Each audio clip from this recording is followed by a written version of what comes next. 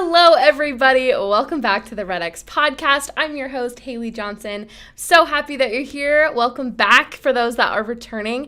We have a wonderful episode prepared for you today. We have Dale Archdekin with us today. I said that right. Yes. And we're going to be talking about scripts, dialogue, conversation, all that good stuff.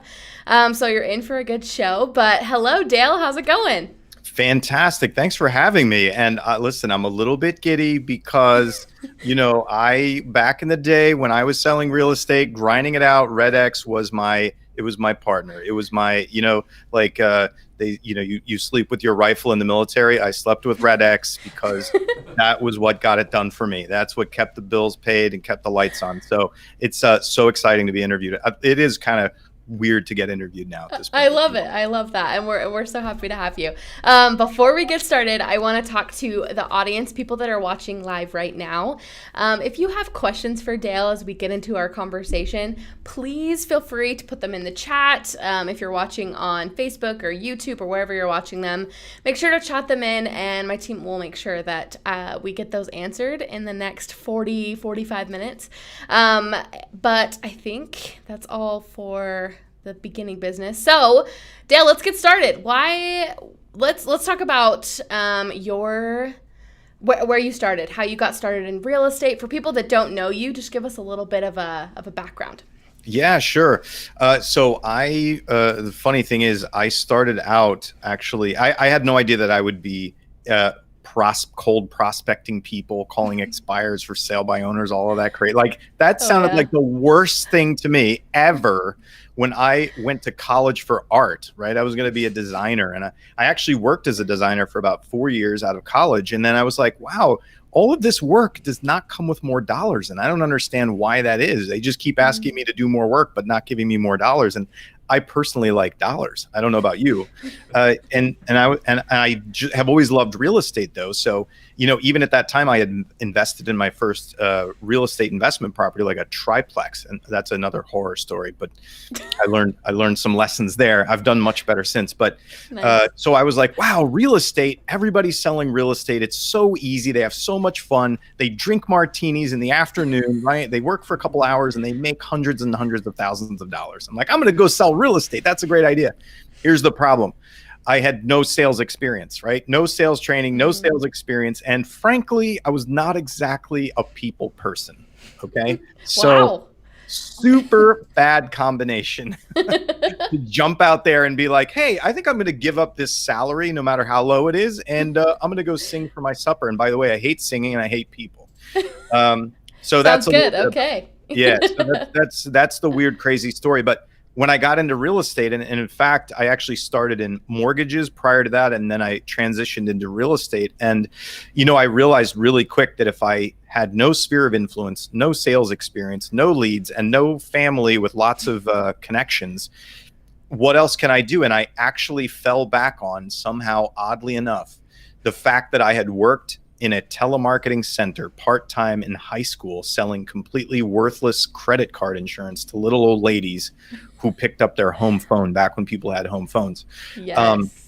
So somehow I was like, listen, I don't know how to do this. And I have to talk to people who are either going to buy or sell real estate. And people said, hey, call expireds, call for sale by owners, right? And read these scripts and go on appointments and try to get their listing. And I said, okay. And I'm kind of a simple guy, so I just did what they told me to do. Yeah. And it was tough, and I made it happen, and then started selling real estate. Did really well again. Used REDX as a dialer. Used it for my information, for my for the lookups and everything. And then progressed into going to getting coached and trained. I was actually went to Mike Ferry Coaching and did that for a couple of years. And that helped me reinforced, and again, very script based, doing what I was told, making 20, 30 contacts a day at minimum, going on appointments, using a script for my appointment and knocking it out. And so that got me rolling pretty well until I was one of the top 3 expired and for sale by owner prospectors in my market. Wow. Yeah. And then another agent in my office who had a small team. They had like 5 agents. They had just purchased a really well optimized, locally optimized website. And he came to me and he said, hey, you're the top prospector in the market. And I just bought this website that's literally dumping leads out on the floor. And my agents are lazy and they're cherry picking them. Will you come and work them? And I said, I'm honored. But guess what? I'm getting burned out doing this myself. And this is after years of daily cold prospecting. I'm like, I'm getting burned out. I want to figure out this new crazy idea called inside sales. Let's get together. I'll hire and run and figure out an ISA department and you fund it and we'll work together and split the profit. And he said, great. So I got in with him, proceeded to screw up and waste a lot of money and figure it out the hard way, because it's never as easy as the idea that you had or what anybody tells you on stage. So we figured it out and got to the point where basically I could take a stranger off the street with no training, no sales background, and no real estate experience, combine them with our training and our leads, and they could produce 40 to 50 transactions in their first 12 months with our team as an ISA for the team. So that's the progression to where we're at now. And so now I have a training and coaching company that is based on those principles. So tie it all up for you. Beautiful. Beautiful. I do want to say hi to our audience, people that are chiming in right now. Thank you for showing up. But okay, that sounds like you're the expert in this. And I think everybody that is watching right now needs to pull out a pen, paper, stuff like that. We're going to be talking about the stuff that I'm sure in your early years, you probably wish you would have known, or that you developed, right? Oh my God, I wish. Yeah. Would have been so much easier. But yeah. So talk to me a little bit, because you grinded, right? And at REDX, we have this idea of like, yeah, prospecting is a grind. It's not like a walk in the park all the time, especially getting on the phone and all that stuff, and call reluctance and objections and stuff. So in your early years when you were prospecting, how did you get through that? How did you start? How did you, I know you mentioned that you were in coaching, but for our audience who is still in that grind or trying to start the grind or knows that they need to be prospecting, but they're not, talk to me about how you got on the phone in the first place. Yeah. Well, I would say hunger makes you do a lot of things that you wouldn't otherwise do, right? Yes. The threat of having to go get a day job and not being able to pay your rent is a strong motivator for me. Mm-hmm. So I did what I needed to do. And I remember, like, I think the first for sale by owner I called, I actually set an appointment with him and I nearly like shat myself because I was like, I can come to your house. Oh, that's fantastic. Wow. Okay. Didn't expect that to happen. But from there, right, then it became a long progression of learning how to consistently take rejection and having to grow as a person to not take it personally, right? Mm-hmm. And it's very tough. I took it personally. It was hard. I had to pump myself up. I wanted to quit. I thought I was doing the wrong thing. I thought I made a mistake. But and hindsight is one of those things that's fantastic, right? We can remember the good parts, or we can rationalize it looking backwards. But I can tell you that even to this day, I don't want to pick up the phone and call strangers. And I don't know how many thousands of hours of experience doing it and teaching other people to do it. I don't want to do it now. I'd rather do anything else. However, what I do know from experience is that I can make, when I'm not in desperation for making money, I can have good conversations with people who are real people on the other end of the line. I can give them good advice. I can come from contribution, and I can make an impact in their world and help them make good decisions, even if they don't want to speak to me or they kind of are resistant to me because I'm calling them out of the blue and I'm bugging them, right? They don't know who I am. They don't know, like, and trust me yet. And I'm interrupting them. So I just want to say this: don't take it personally, because if you look at it that way, it'd be really hard to take it personally. Yeah. And in fact, when I'm working with either newer ISAs or agents and we identify a lot of call reluctance, what I like to do is put it into perspective for them. And I like to say, hey, you're not a salesperson. You are an emergency room nurse. Okay. we're going to pretend you're an Yeah. emergency room nurse. Okay. Okay. And every time somebody answers that phone, what happens is a complete stranger just stumbled in, bleeding profusely, and they want you to give them medicine. Okay. Do you need to ask that? Do they want to answer your goddamn questions? No, they don't. Do they want to do anything other than have you fix the problem right now? Right. Mm-hmm. But you're going to have to do the annoying thing, which is to break through the ice, get them to answer the questions, and get them to follow your process, even though they don't want to, because that's your responsibility as the nurse. So that usually helps people with their call reluctance. Okay. Yeah, this is a little bit more high level thinking about mindset, and getting onto the phone. You're thinking, and I'm thinking about myself getting on the phone, trying not to take it personally. Does that just come with time? Like, you're getting rejected over time, so then you're like, you know what? Yeah, everybody hates me sometimes, and just because I'm calling them, like you said. So does that you overcome that with time? Or is there something you can do to kind of minimize that? Yeah, absolutely. Well, I mean, for me, my process was I had to do it for about 7 years before I could get myself into a mind space where I didn't take it personally. So listen, if you listen to this podcast and you do your next calling session, you're like, damn, I'm still taking it personally. Dale said not. It's fine. Okay. You have another like 6.5 years that you can go taking it personally. That's okay. Yes, time definitely helps. Working on your perspective about it helps. And just the sheer repetition of doing it and doing it and doing it really helps. It's also sort of like working out. I hate working out. I don't want to do it. I complain and bitch and moan to my trainer that I don't want to do it. But what happens is if I do it and I do it a couple of times, then all of a sudden I'm like, oh, I think I'll do that again. That's not so bad. I think that I kind of like feeling strong, right? And it's similar. So if you don't do it, if you do it in spurts, if you don't do it consistently, it's way harder to make yourself do it.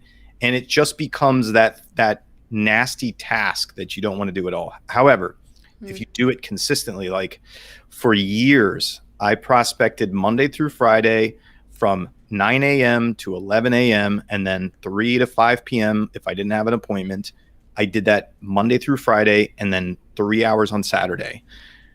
If you do that consistently, like at a certain point, it's kind of weird not to, and you feel guilty not doing it. And you're like, oh my God, I should be doing this right now. And a lot of that sting goes away. So what I would say is I know you need to do this. If you're not being fed high quality business, right? You need to be doing this. The more you do it, the easier it gets, believe it or not. So tell me how you have the discipline to get on every single day and make those calls. Like, what motivates you and helps you? Because when you say Monday through Friday, this time, okay, I'm going to time block that. Maybe time blocking is an answer to this question, but how do you have the discipline, the motivation to get on and be consistent? Yeah. So again, for me, it's like working out. So I don't want to do it at first. It helps if I get somebody to force me and remind me to do it, right? And then for me personally, once I get onto a track of consistency and have a little bit of history on consistency, it starts to become more consistent for me and I can do it. Right. The other thing is listen to people who keep telling you that this works and just be stupid. Just do what they say. Don't try to overthink it. Don't try to think around it. Don't try to be smarter than the people who are telling you to do this. Just do it. That's one of the easier things. But this is something that I say, especially like either making your calls, doing your sales activities, or going to the gym. Do it ugly. Okay. That's what I tell myself, right? I'm like, hey, I don't feel like working out today. And most of that's because like, oh, it's going to be so hard. And I'm like, all right, well, then just do it half-ass. Show up, do a crappy job, say dumb things. And it's okay if you do that, but you have to do it, right? Do it ugly. So that's something that used to help me. Just show up. Yeah. I like that. I like that a lot. So, and I'm hearing you say a lot, even people are chiming in with questions about scripts, particularly. Of course. And we talked a little bit pre-show about the difference between scripts and conversations. So talk to me a little bit before we get into the best practices and tactics. Yes. Okay. So let's talk about scripts. And unfortunately for all of your listeners, I have all of the magical scripts that will make everyone say yes to them, but I'm not willing to share those today. So I'm just messing with all of you. Here's the thing. They don't exist. That's not reality. Scripts are good to get you started if you don't know where to start.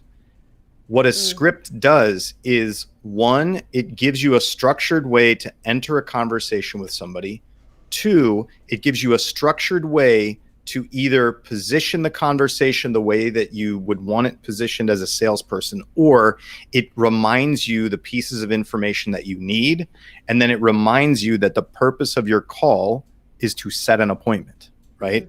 Mm-hmm. Okay, that's what a script does. And they're very basic. Here's the problem. Every lead that you speak to does not have the script that you're working from. And so they screw it up, right? The lead you're talking to consistently screws up your script. Yeah. That's where the scripts fail. Okay, so when you say, hey, what are the perfect scripts? There are none. Here's the way that we work is the scripting that you get taught at the most basic level, the stuff you can find for free on the internet, the stuff your broker gives you, some of the other coaching training companies out there provide, which is a great service. They get you started. Where we come in is once you've been able to articulate yourself, get into a call, being able to get to the point where somebody can pull you off your script and you can get back onto your script and follow it, and you can articulate a close to them. That's the basic thing that you need to be able to do. Once you're there, and in fact, just in a side note, when we're testing ISAs for a company to hire an ISA, those are the basic skills. We'll give somebody with no real estate experience or knowledge a basic for sale by owner script that we've altered a little bit, and we say, hey, you're going to go through this script. Your goal is to set an appointment with me. And and if you let me off the phone before you ask all these questions, you fail this exam. That's what we tell them. And then we proceed to object to them and try to get off the phone numerous times, right? So that's kind of like a basic sales test for us. So beyond script, here's what we teach. We teach conversational principles. And there are principles that you can use that, for instance, there's a concept that we call now, sooner, or logical next step. And that's one of the core fundamental principles that we teach people, which is now, sooner, or logical next step. Any lead that you're speaking to, regardless of where you meet them, at a barbecue, on REDX because they're an expired or for sale by owner, or whatever, circle prospecting with your system, whatever it is that you're doing, an internet registration, you are always focused on now, sooner, or logical next step. And what we mean by that is, can you buy or sell real estate now? And if not, why not now? And my conversation is going to find out, if you're not going to do it now, why not now? Prove to me that now doesn't make sense. And that's where my line of questioning is going to go until you're able to convince me beyond the shadow of a doubt that it can't be, won't be, shouldn't be, and isn't going to be now. And I say, okay, how about sooner? If it can't be now, how about sooner? Let's work on sooner. You have to convince me it can't be, won't be, shouldn't be sooner. Okay, great. Now, if I get through now and I get through sooner, now you're going to become what's called a nurture in the system. And everybody knows what a nurture is, right? That's that person who isn't going to be buying for 8 months, 12 months, 2 years, whatever it is, for a specific reason. So now I'm going to have a logical next step with you. So a logical next step is not, oh, okay, well, hey, I'm going to send you some properties and randomly follow up with you every month or so while you're standing in line at the grocery store and ask you if you want to buy yet, right? That is not a logical follow-up. So a logical next step is to say to somebody, hey, working backwards from when you think you want to be moved through what the process takes, and hey, we'll talk about this at this time, and let's do this at this step, and I'm going to send you this information now. I'll check in with you. Will you review it? Yes. Okay, great. That's creating logical next steps into the future. So that's one of the first things that we teach and we get people to follow is now, sooner, or logical next step. because what happens is if you can teach principles like that, you don't need scripting. Hey, get on the phone, find out if they can sell their house now, and if they can't, why not? Make them prove it to you. Okay, can they do it sooner? Okay, why not? Make them prove it. Okay, great. Then what's the logical next step? When will you talk again? Why will you talk again? And what are they going to get out of it? I like There's this. your script. Yeah, I like this principle based because it's like telling a child like a rule. Like, child, don't touch this hot stove, right? That's the rule. But the principle behind it is like you're going to burn your hand. There's a reason. Like it's all this stuff, right? But if you teach them the principle or the why behind it, then it makes a lot more sense, and then they can apply it to other things. So with scripts, it's kind of like the rules. It's like ask this question and then do this question and this. When real life conversations are not that rigid and they don't go the way that you want them to, like you're saying. So if you have principles, then no matter where the conversation takes you, you know what you're supposed to be asking and like the goal, right? Yeah, Questions that you're trying to get to. Because we could do this, right? You could take any conversation, any of your listeners can take any conversation they've recently had with a lead. We could jump into that conversation where they're trying to follow a script or they're being pulled off the script or whatever. And I could say, hey, are they going to sell now? And you could pretty much tell me yes or no, or, oh, I should ask that, right? You're going to know yes or no. Can they sell now? Hey, did they convince you that it cannot, will not, and should not be now? Oh yeah, they convinced me. Great. Hey, can it be sooner? When will it be? Oh, let me ask that. Like that's so, you don't need scripting for that. Yeah, we actually had a question from Beth. She said, can you personalize scripts, or is it best to just use them as written? Which is exactly what we're talking about here, right? Is you don't have to take the scripts as verbatim. And would you say like the conversations, the principles you're having, is that kind of personalizing a script, or is that you think it's just different? So I want her to know that beyond the script, right? Here's what she can do. Read the script and figure out, why is this written this way? Why am I doing this? Why am I asking this? What is my purpose? And I'm going to tell you that within your script, what most scripts are trying to do is they're either trying to determine if you have motivation to buy or sell now or sooner, right?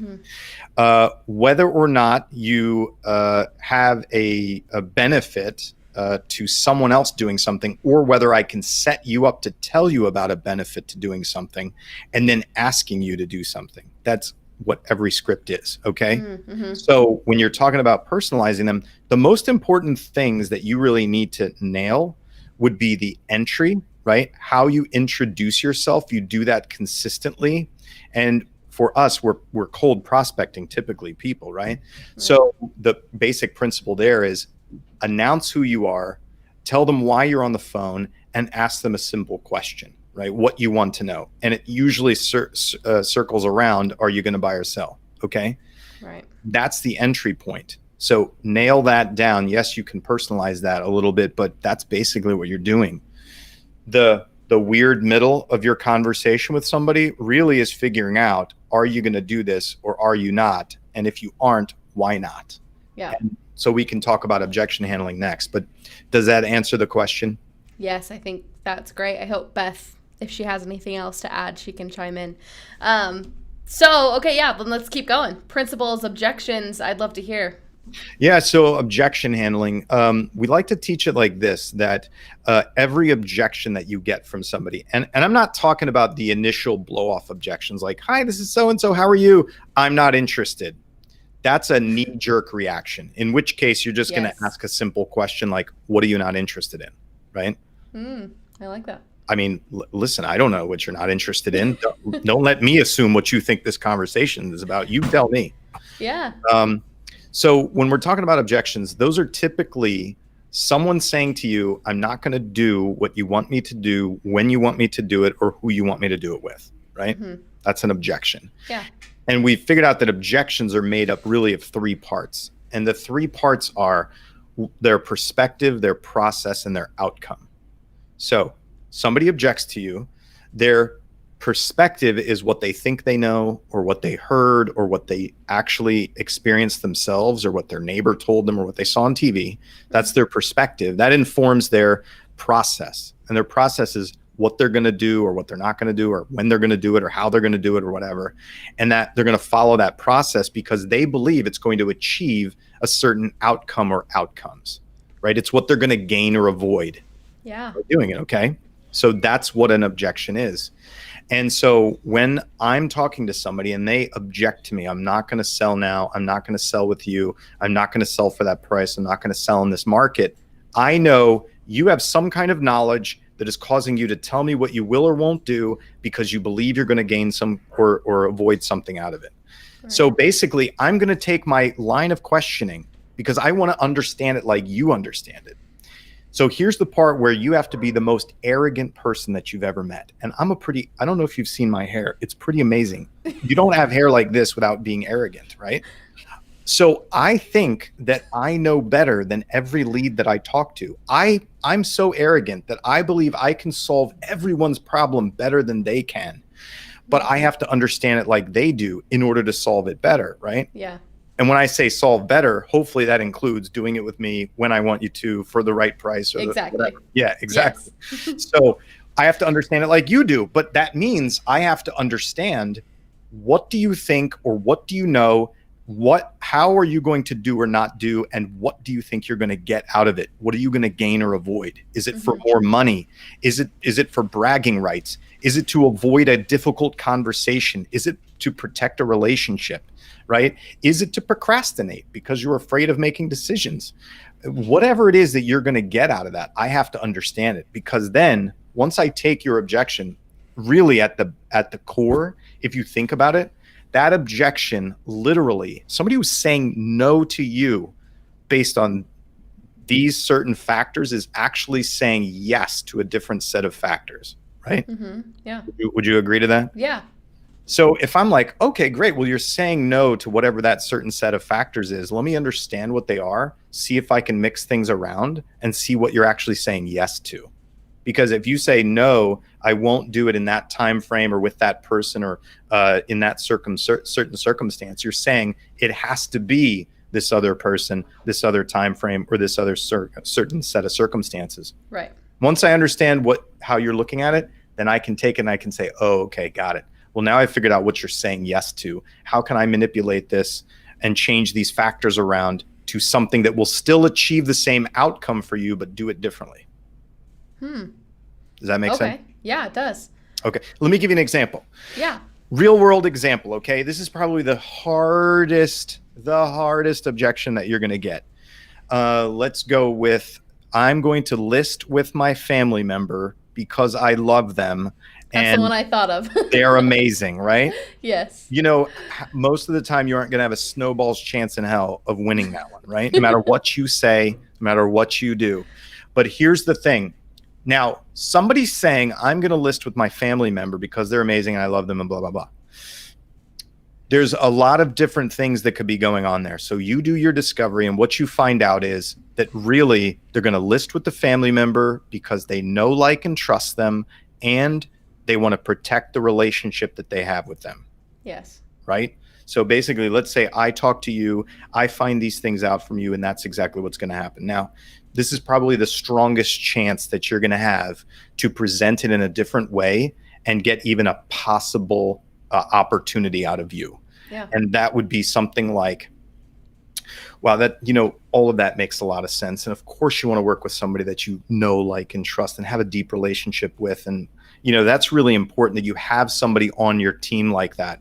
Let me ask you this. If I was able to partner with your sister, who sounds like an amazing real estate agent, so that not only could you have the two of us working on your behalf, she's still involved in the transaction, still involved in the situation, and in fact could learn from my team that sells 300 and 400 houses a year, but she still gets paid, still is involved, and all that happens is you have multiple advisors working on your behalf. Is that something you'd be interested in? Interesting. Okay. How would that work? It's called a referral fee. But I don't say that to you. Right? Yeah. I would partner with your sister. We would work together. You can have multiple agents working on your behalf. No problem.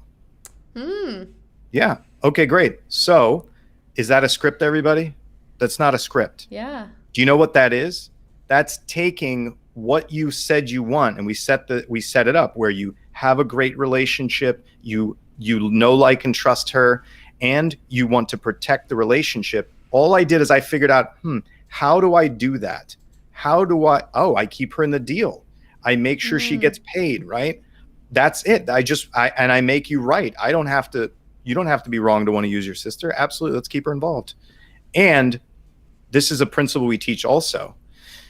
I had to put more, better, cheaper, faster, easier on top of it, which was you get multiple people working on your behalf to help you secure the perfect home. And your sister gets to learn from a top company how they sell 300 and 400 houses. I'm pretty sure your sister doesn't sell 300 and 400 houses a year, right? Right. So you're like, ooh, I could benefit my sister by this. That's amazing. Wow. Okay, that is like actually listening to your lead and like figuring out what they actually want. Crazy idea, huh? Instead of they want or don't want, and figure out how to give it to them. Well, and this is great because I hear scripts all the time from so many different agents, and it's always about trying to make them want what you want, right? And it doesn't seem like that's effective. You're just trying to figure out how whatever they want, you can achieve. Yes. So you just have to figure out how to say that in the best way, because that would make sense. Like for me, actually, me and my husband are trying to buy a house, and we went with my sister, right? That's weird. So I did not know that before this, everybody. Yeah, so, and just because she's an agent and we're close with her, obviously. But if someone had said that to me, like, yeah, we can work together or whatever, like, of course I would say yes. Like that, there's no way I could put that down for me or for my sister, right? Yeah. Now, we just have to, now in reality, I have to hope you don't talk to your sister before I get to meet with you. Right, yeah. Sister's going to be like, hell no. What? You better, don't answer that phone. That's true. Yeah. So that's great. Yeah. Cool. Well, and I want to talk a little. Sorry, what did you say? That's running on principles. So that's beyond the script. You cannot script that. It's impossible because the combination of who people are, what their perspective is, and what they want in terms of an outcome and what they're trying to get is not, it would be impossible to have all the variations that you need to do. So you have to learn to do that. It's just understanding people. And that's, I mean, if you're in real estate, you're in the business of people. So might want to figure that out, right? Absolutely. You'd be shocked, man. It's like, and I know a lot of salespeople listening to this right now, for the most part, except for people like me who probably shouldn't have gotten into sales anyway. But, natural salespeople who do understand people well and like people from the start have natural ability to do this thing, but then they get weird when they have to like approach a stranger where they don't have the context yet. So what you have to learn is, how do I draw the context out of a complete stranger when it's uncomfortable? I like that. We actually had a question from Mark. He said, do you have a script how to talk to the sister agent, the agent that is helping with your lead? I don't have a script for that. What you need to do is get the lead sister. You got to get in front of her first, and you need to get her on contract that says you're going to pay a referral fee to her sister. Now, listen, guys, that I picked the hardest because it's actually easy to demonstrate that one because the emotion is high and the why and the drive is really high for them not to talk to me. But I wanted to demonstrate for you how you can even take that scenario and say, oh, that's what you want. How about we achieve it this way? So no, I don't have a script for how you talk to the other agent on the other side, but it's honestly easier when sometimes you get those family member situations where they don't actually like the family member that much, or they don't actually trust the family member that much. They just don't know that there's an alternative. And so those are much easier to win. And there you don't really need to have a conversation. Sometimes you do, but it's like, hey, would you like to be involved in this? I can pay a referral fee, because I know their family, but here's how it's going to go. Yeah, and I think it's easy, especially even people in the chat that are asking about scripts and things like this, because it's easy to want to know everything, like how to say everything, right? And what we just talked about was the principle behind what you just talked about, the script, if you want to say that, the conversation that you were having. And so to understand the principle, it is just about the communication, understanding what they want, all that stuff, because then it comes easier. Apply it to any objection. Like you said, you took the hardest one.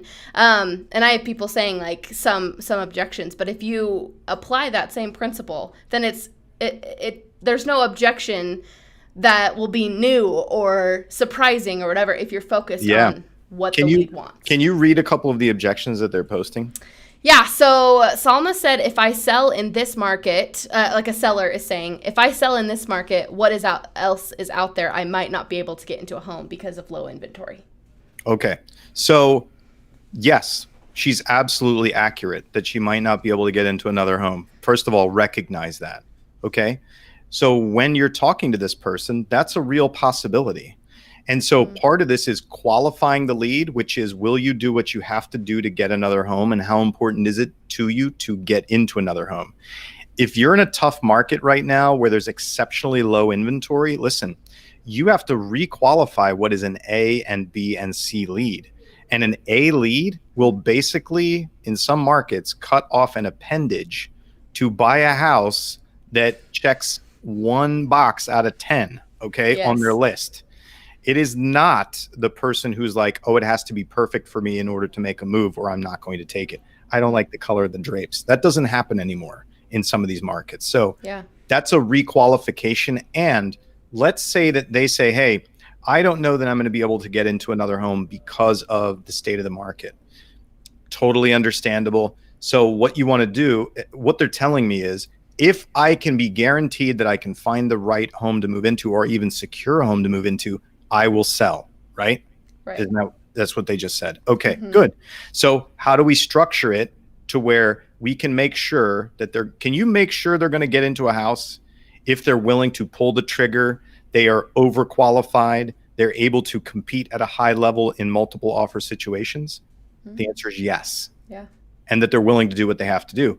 So again, it's just back to qualification, and just explain it that way. So point is, with that objection specifically, I don't ever promote that you as a salesperson try to get anyone to do anything that is not in their best interest. Okay? Right. So if this person is not willing to do what they have to do in this market to secure a home, and it doesn't actually make sense for them to list now, then don't push them to do it. Find another person for whom it does make sense and who has to get it done and needs and is willing to do what has to be done. That's my advice. I like that. Another thing, Amanda asked, what suggestions do you have for someone who hasn't converted any FSBOs yet? Got it. First thing that I want you to do is, if you're not recording your calls, record your calls, listen to them yourself, listen to them with a coach or somebody who, even somebody in your, find somebody who sells for sale by owners or does cold prospecting, get them to listen to your call. Okay. Those are the first things to do. Yeah. And I would need to know a little bit more information, like how many people have you talked to, and you know, how many have you been able to secure any appointments yet, and what market are you in? Because, you know, right now, if you're in Utah, for sale by owners virtually don't need real estate agents at this point. So because of the state of the market, you know, it's going to be. So would you not focus on them then? What's that? Would you not focus on them then? Your skill set is going to have to be really high. Okay. Yeah. That's, okay. I would not say never. There's always an opportunity, but you know, if you look at it this way, if people don't have trouble getting their homes sold even on their own, then you're going to have to be an exceptionally skilled salesperson to come in and say, hey, don't tile your own bathroom, even though you studied all the classes and you bought all the materials and you have somebody telling you how to do it in your ear. Let me do it for you, because the tile job's going to be exquisite, and your wife will love you more if I do it. Right? Whatever. You gotta sell it, is what I'm saying. Yeah. Michael asked, so you mentioned in the conversation we talked about in the first objection, that you said like, oh, I sell so and so, I sell 300 homes, whatever, and that was a selling point to go with you. He said, but most of us do not have this type of number, not even our company. What can we say to the owner in this situation? Okay, well, let's go back to that situation. Yeah.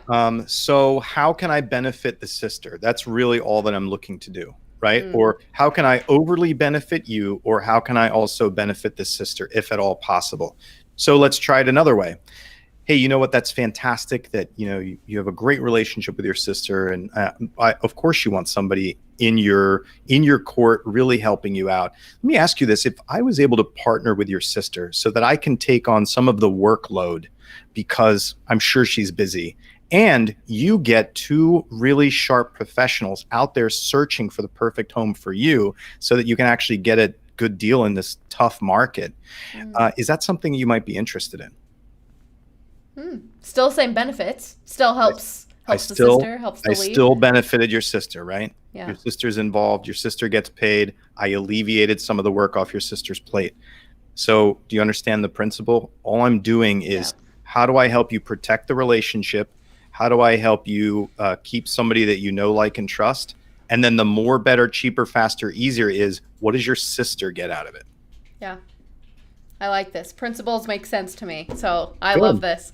Excellent. All right. Well, we're getting to the end here, and I feel like this has gone really fast, which I feel like we could talk about so many things. But I want to make sure, is there anything else that you want to say to newer agents, principles that we haven't covered, or anything here in the last few minutes? Yeah. So I think here's what I understand, and I was in the same position that you're in now. I know that you keep asking about scripts because you want to make it easier, because you want to make it go faster, because you want to win more and lose less. I totally get it. It's hard. Cold prospecting strangers is really hard, especially when you have every red and white logo brokerage in your market cranking out brand new agents with crappy scripts and telling them to call every day. It becomes harder, right? So here's what I would say. Unfortunately, scripting isn't necessarily the way. It's understanding people and a couple of these principles that I'm teaching you, which is, it's not you versus them. It's you and them. Yes, they're going to be resistant to you. Yes, they think they don't want to talk to you. And they perceive you as representing what you can't represent, which is this stranger right now making a decision to buy or sell real estate with you under your terms. That's when they reject you. So you have to figure out, hey, who are you, and under what terms and conditions are you willing to buy or sell real estate, and how can I manipulate, or how can I set up the game so that will happen for you? That's what I would say. So it's not about the scripts. Keep doing it. Keep getting punched in the face. I know it sucks, but understand that every person you talk to on the other end is a real person and will at some point most likely buy or sell real estate in the future. Just try to build rapport with them and figure out under what circumstances will they do it, and how can we make it go faster. Beautiful. Yes. It's all about people, and I love that. Dale, if they want to learn more, hear more from you, where can they go? I'm really easy to find. So we have a great Facebook group. So my company is Smart Inside Sales.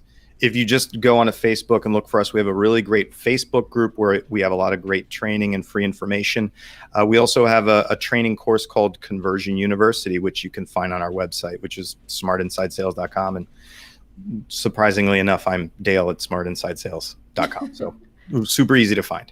Perfect. Yeah, and we'll put the links in the chat to wherever you're listening. A lot of people are chiming in saying, thank you so much. This is great. Thanks for the great info. Jerry said, so helpful to hear you say how hard prospecting can be. It sucks, Jerry. I know it sucks. Yeah, it's hard. Nobody should lie. Anybody who comes on here is like, it's totally easy. No, they need to go. It's hard. Agreed. Yes. And that's why people quit, because they think it's going to be easy, and then it's not when they get into it. It's hard. Dude, I would be a black belt in karate on the cover of Men's Health magazine if it was easy. It ain't easy. Exactly. Exactly. Awesome. Well, Dale, thank you so much for spending 45 minutes with us today and teaching our audience about these great principles, which I love, and I'm sure a lot of people, like, they're chiming in that this has been great content. So thank you so much. We'll have to have you on again because of all of the valuable information. I feel like there's so much more if we could get into. I would love to share, and I love the sound of my own voice. So sweet. We could totally do it. Love that. Awesome. Okay, for everyone watching, thank you so much for tuning in and asking questions and all the great things. If you want to subscribe to make sure you know when we have these podcasts and new content, stuff like that, make sure to go to theredx.com/podcast and put your email in and sign up there. Make sure you're subscribed, all the things. I don't need to say them, but thank you again for tuning in, and we will see you guys next Thursday, same time. See you later.